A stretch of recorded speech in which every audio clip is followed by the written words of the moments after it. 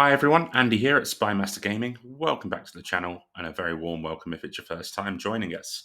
In today's video, I'm going to be doing something slightly different and doing an anatomy of a failure of Games Workshop's would-be competitor in the late 1990s. But before I go any further, please consider liking the video and subscribing to the channel. I am still new to the old YouTube, so anything that you can do to help grow the channel would be greatly appreciated. Apologies for the surroundings at the moment. I'm on the road with work in my depressing little hotel room, and the setup is not the best, but we will persevere. So, now that that's out of the way, what am I going to be looking at? The game in question is called Havok Skirmish. Havok Skirmish was around in 1997, and the company that made it was called Bluebird Toys.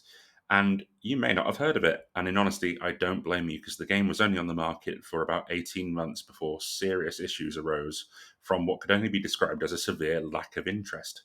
So, who are Bluebird Toys? Why don't we know about them? Let's go into it.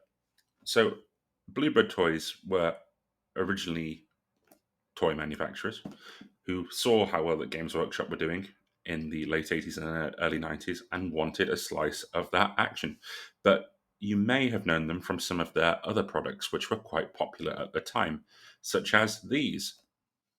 Mighty Max, Mighty Max! It's Mighty Max! Welcome to Skull Dungeon. Wow! Mighty Max! Smasher, get up! Your brain donor is here. Me want brain. No way, slime face. Whoa! Watch out for that first step. It's not over, Mighty Max. Will Max get fried? His fate is in your hands.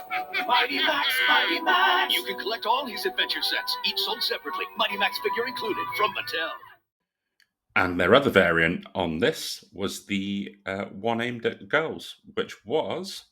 Hi, I'm Polly Pocket. You can open up your case, there's a world for you. Wow. So many fun places, you'll have lots to do. Polly Pocket, Polly Pocket, Polly Pocket so small you can take her anywhere. Now, free Polly Pocket earrings. With Polly Pocket, you've got the fun. Now get the look. They're cool. Polly Pocket so fun you can wear her anywhere. One free pair of Polly Pocket earrings on specially marked packages while supplies last. Polly Pocket play cases, each sold separately.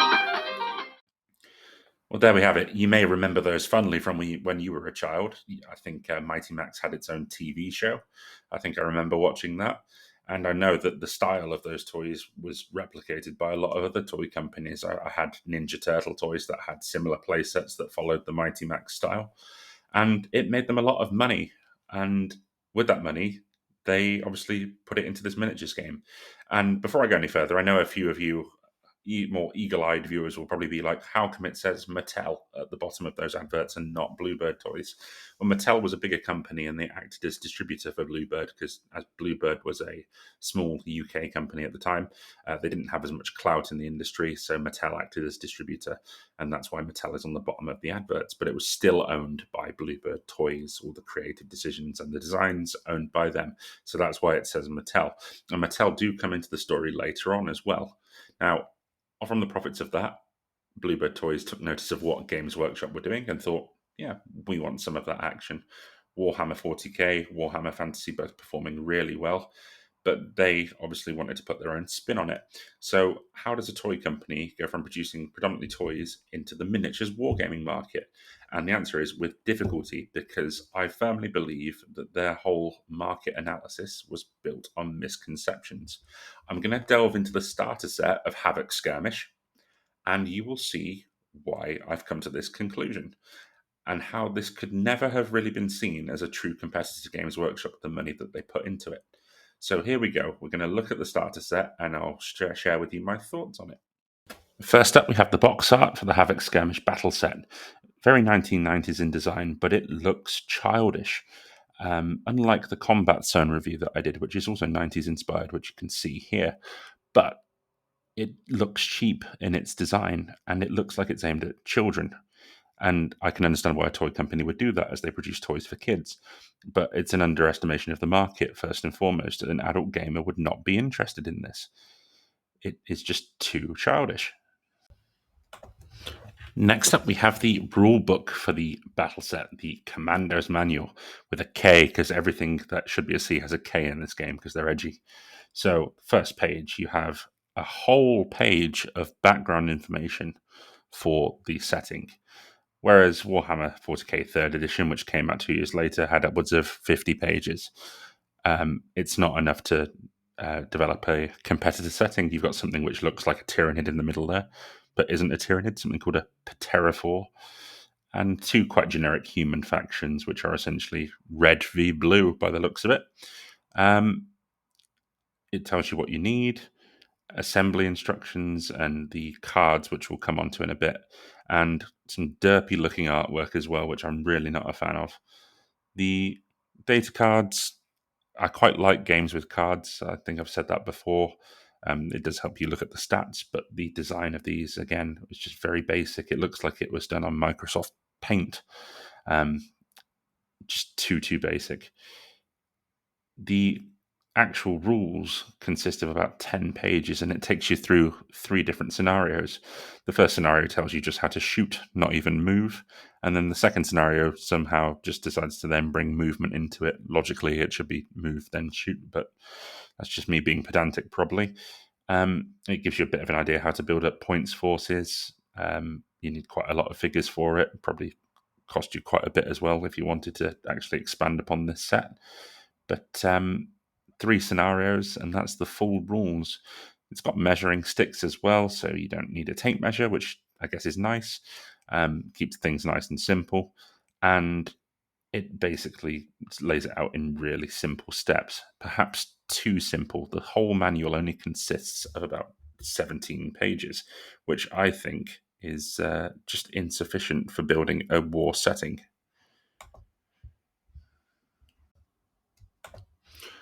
Now we come on to the card stock. So you've got these card range rulers instead of the whippy sticks.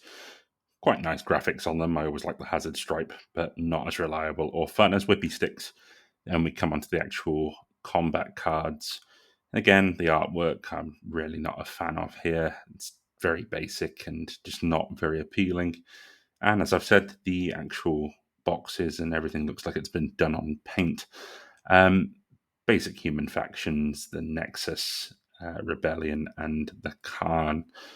Not a lot to differentiate. There's actually more cards than models in the box as well. You've got a separate alien faction there, which is supposed to be the Tyranids, but no models included, and additional cards for models that you could buy as expansion packs, I guess, but not included with the actual beginner set. So a bit of a weird one there. It's an assumption that you can buy them afterwards. The other side of it is that, again, looks a bit like Necromunda 95, actually, that side of it. Not too bad, that side with the grill. But, yeah. Next up, the dice for the set. So, basic proprietary dice with skulls and blasts. Nothing special here. But they probably were one of the earliest adopters of these dice, outside of Games Workshop's sort of scatter dice. So, that's pretty cool, I guess. But that's about it. Now we come on to the terrain included with the set. So you've got some basic pieces, quite hard to distinguish what they're supposed to be, really. A bit of an archway, I guess. Again, cool hazard stripes, but they are not the best and not varied and not enough for any real sort of... I couldn't even put these ones together. They were just too confusing. It might be me just being stupid, but not the biggest fan. Pretty disappointing on that front. Next, we come on to the first miniatures in the set, the battle forms, which are definitely not dreadnoughts, but clearly are dreadnoughts. They are assembled. They don't come fully built like this. You do have to assemble them. And instead of transfers, you get these nasty stickers on them, basic functionality, and some unclear weapons. It is a cheap toy you would expect to get in a 99p or a pound shop. Nothing to say about it. Look at that. Look at that fist. I mean, it looks like something's supposed to plug in there, but no, that is it complete. It looks broken, doesn't it? The back banners are ridiculous as well. They serve no purpose, just an additional excuse to use some stickers. And finally, we have the human models from the game, the Khan and the Nexus Rebellion. These are the Nexus troops. They are basic sci-fi looking troops, again pre-painted like the battle form, not dreadnoughts. Stickers everywhere again on the bloody bases as well, and they just plug into a little slot on their foot. That's it, and no glue, no anything. 4 of them. This guy is supposed to be the leader, but he looks like all the others, so there's nothing to differentiate him. Not the most stylish.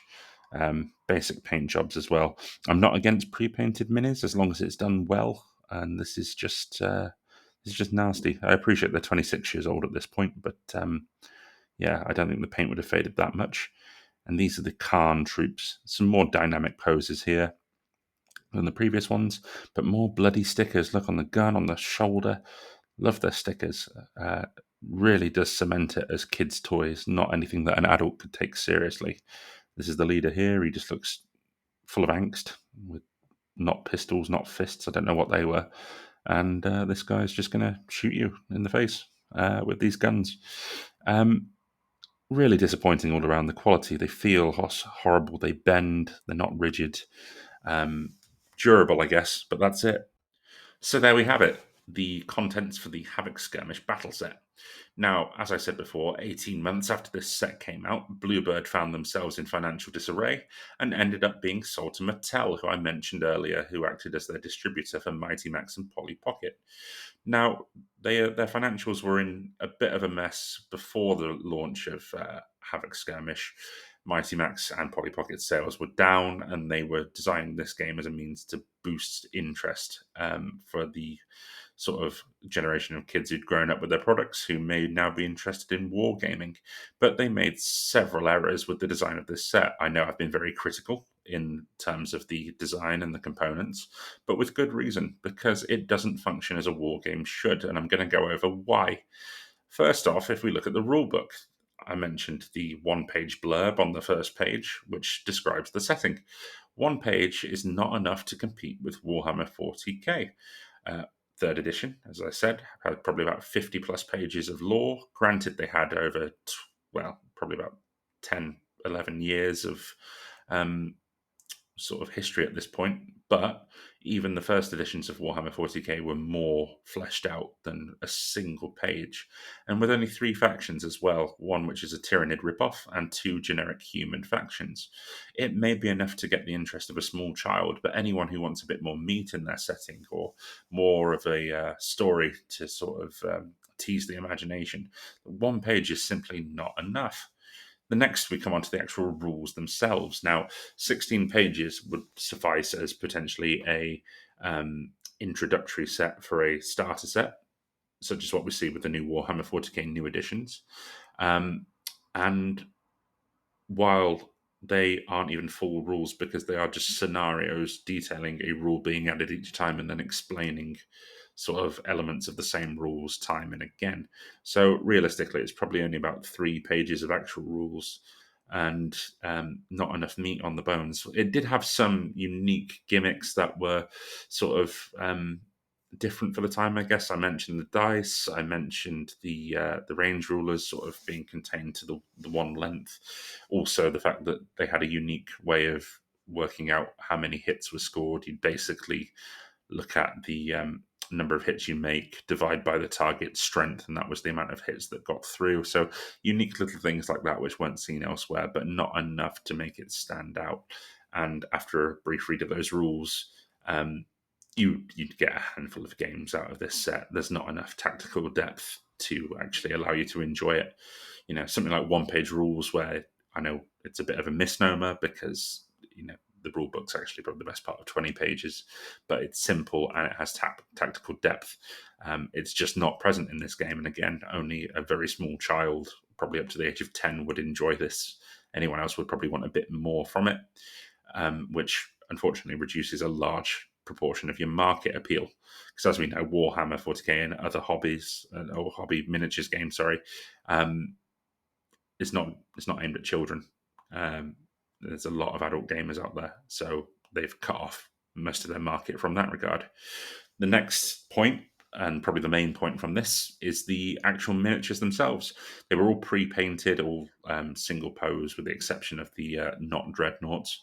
But that's half of the appeal of the hobby for a lot of people. Most people don't even play a game. The statistics on that, I think it's something of upwards to 40% of people will never take a game to table. They just like the hobby side of it.